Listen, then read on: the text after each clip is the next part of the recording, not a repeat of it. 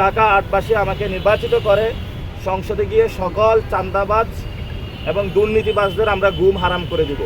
আমরা জাতীয় একটি হটলাইন চালু করব চাঁদাবাজি রিপোর্টের জন্য, দুর্নীতিবাজ রিপোর্টের জন্য, এবং আমরা একটি ওয়েবসাইটও বলবো চাঁদাবাজ.com, যেটার মাধ্যমে বিভিন্ন জায়গায় যেখানে হলো চাঁদাবাজি করে যারা, দুর্নীতি করে যারা, ওই ডকুমেন্টস দিয়ে, প্রমাণ দিয়ে ওইখানে হলো আপনারা ইনপুট দিতে পারবেন, এভিডেন্সগুলো দিতে পারবেন। আমরা তাদের নাম পরিচয় গোপন রাখবো। একটা নতুন বাংলাদেশ গঠন করতে চাই এবং আমরা সবাইকে বলে দিতে চাই, আমরা আগামী সংসদে, আমি যদি ঢাকা ৮বাসী আমাকে নির্বাচিত করে সংসদে গিয়ে সকল চাঁদাবাজ এবং দুর্নীতিবাজদের আমরা গুম হারাম করে দিব।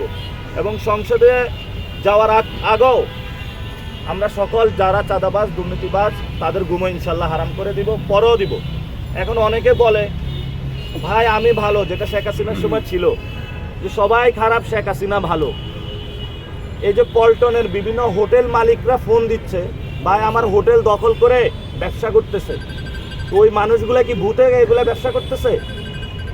তো আমরা বিভিন্ন পল্টনের যে হোটেলগুলা দখল করে, বিভিন্ন দোকান পাট দখল করে যারা এই ধরনের কর্মকাণ্ডগুলো করছেন, আমাদের কাছে নাম আসা শুরু হয়েছে।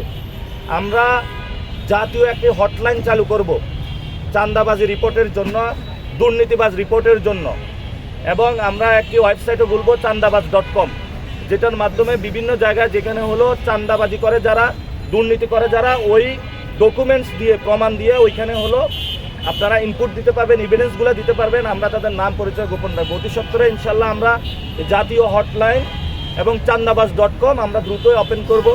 তখন আমরা প্রমাণগুলো নিয়ে, এক গাদা প্রমাণ নিয়ে ওদের মুখের উপরে গিয়ে আমরা বলবো, এই হলো প্রমাণ, আপনি রাজনীতি এখন ছেড়ে দেন।